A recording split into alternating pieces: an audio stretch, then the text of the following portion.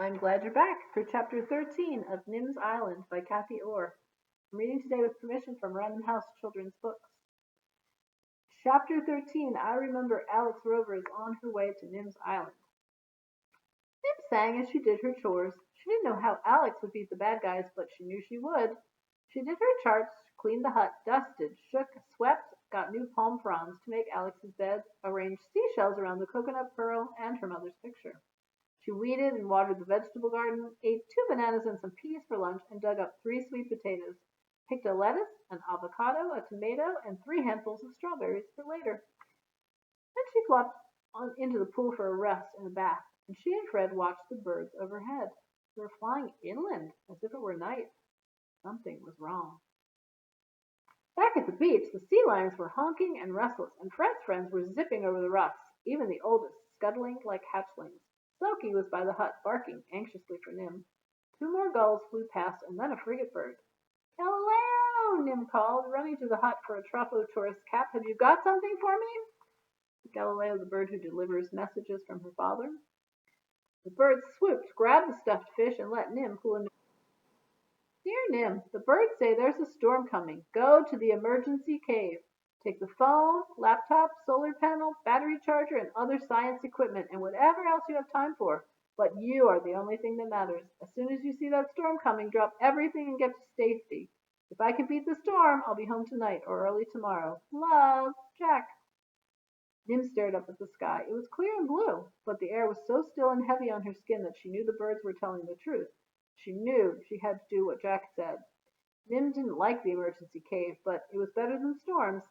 And it was much better than being on a boat in a storm, and much, much better than being on a boat in a storm when you didn't know the storm was coming. "I've got to warn Alex," said Nim, and dialed the number. Alex answered on the second ring. "I've learned to sail. I'm on my way. I've just cast off from the Tropo tourist ship." "Get back on it," Nim begged. But a roar of the engines drowned Alex's answer, and when the noise faded into the distance, Alex was saying, "I can see a dot where your island is. I should get there quickly. The captain told me there'll be some wind soon." "It's not a wind," Nim shouted. "It's a storm." And then the satellite dish on the Tropo tourist ship was too far away, and Alex's phone went dead. Nim dropped her phone into the wagon. She tucked the coconut pearl into her pocket and pulled down the satellite dish and solar panel. She loaded the picture of her mother, the flashlight, battery charger, laptop, and satellite dish into her wagon and tied the solar panel on top. Fred climbed on top of that and nearly tipped it all over. "Walking's good for you," Nim told him, lifting him down before he tipped it back the other way. "Meet us at the emergency cave," she called to Selkie. Chica would be safer on the sandy sea bottom off Turtle Beach, but sea lions can't stay underwater forever. Besides, if she couldn't have Jack, Nim wanted Selkie in a storm. At the hissing stones, she had to leave the wagon and carry everything over the black boulders to the cave. The laptop was heavy, and she was afraid of dropping it. The solar panel dragged and caught its corner in cracks in the rocks, but in 4 trips the whole load was safe in the cave. "Now stay there," she ordered Fred. Selkie had stopped to fish, but Nim blew the shell whistle twice to tell her where they were. The sea was still flat and calm. There wasn't a breath of wind. "I bet I'm moving all this stuff for nothing," Nim said crossly, and she tugged the wagon back to the hut for the books and Jack's file of notes.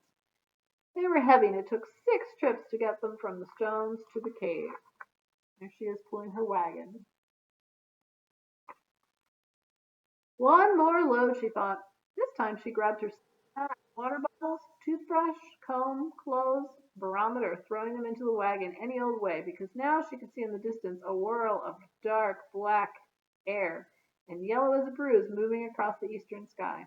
It was coming fast, faster than Fred after Coconut. Nim dropped the wagon handle and flew across the grassland. The wind hit just as she reached the black rocks. It knocked her backward, whipped her hair, tore at her eyes, and took the breath out of her lungs. Selkie grunted encouragement. Fred skittered, and Nim scrambled the rest of the way on her hands and knees. As she reached the mouth of the cave, the first lightning flashed, the first thunder boomed, and the rain came down like a surf wave on the rocks. Alex pulled her sails tighter, the way the instructor had shown her. The Tropo tour ship disappeared, and she was alone on a wide, empty ocean in a boat as small and frail as a bathtub toy. "I wish Nim was right, and I was my hero," she thought, "but at least I can take notes about sailing, the gentle breeze, the interesting clouds." The interesting clouds came closer. fast. They were dark gray and swirling. The gentle breeze jumped to a full force gale, and Alex felt like a hero in a legend who let the winds escape from the bag they were trapped in. This was when she remembered that she'd left her life jacket on the ship. Check how the winds are blowing up the ocean. I'll tie myself to the mast, she said, but before she could reach it, the rain started. Like being in a car wash, Alex thought, without a car. The mast suddenly seemed a long way away. But just beside her was a small metal ring with a rope through it. Alex yanked the rope free and tied one end of the ring and the other around her waist. And then there was nothing to do except try to steer and wonder whether the rope she'd pulled off was important. But if it mattered anyway, when the boat was balancing on skyscraper-high waves, maybe they weren't quite as tall as a skyscraper. Maybe they weren't much higher than a cottage. Tall enough, thought Alex as she roller coastered from one to the next. A fork of lightning exploded into a wave. A crash of thunder hit her ears like a boxer's punch. Alex threw herself onto her stomach and clung to the tiller. Then the next wave was under her, and the wind was howling and hurtling her toward the smudge of Nim's Island. Faster than a city train, Alex guessed. She couldn't decide whether that was a good thing or not, but she was beginning to understand how her hero felt when she sent him adventuring. Terrified, thrilled, sure he was going to die, and so alive that he never wanted to stop. Crack! Her sails billowed like a balloon. The mast lifted and toppled off the boat. There was a sad flap of white, and her mast and sails sank out of sight.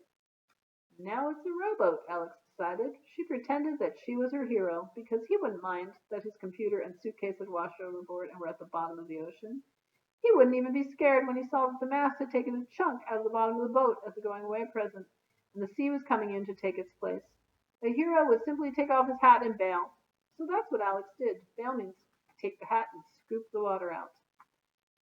The problem was that even when she was being a hero, the waves were still monstrous. The rain was still pouring, and the wind was still roaring, and each time they slammed across a wave, more of the water came into the boat. No matter how fast she bailed, less of it went out. The hole was getting bigger, and the bigger it got, the faster the water came in, and the faster the water poured in, the bigger the hole got. The bigger the hole got, the faster the boat sank, as if it were tired of being a boat and wanted to try being a submarine. And Alex was still tied firmly to it.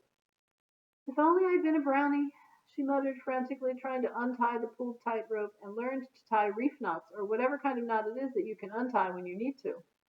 She tried to undo the knot around her waist first, but when she pulled it so tight that she could hardly breathe, she gave up and worked on the other end. She tried with fingers and tried with teeth, spluttering and choking, because now the knot was quite a long way underwater. Which is where I'm going to be too, Alex thought, and even though she didn't much like being on the top bit of the ocean, she thought she'd like the bottom even less. That's the end of chapter 13. Will Alex sink with her boat? Will Nim make it to the emergency cave? Come back next time to find out.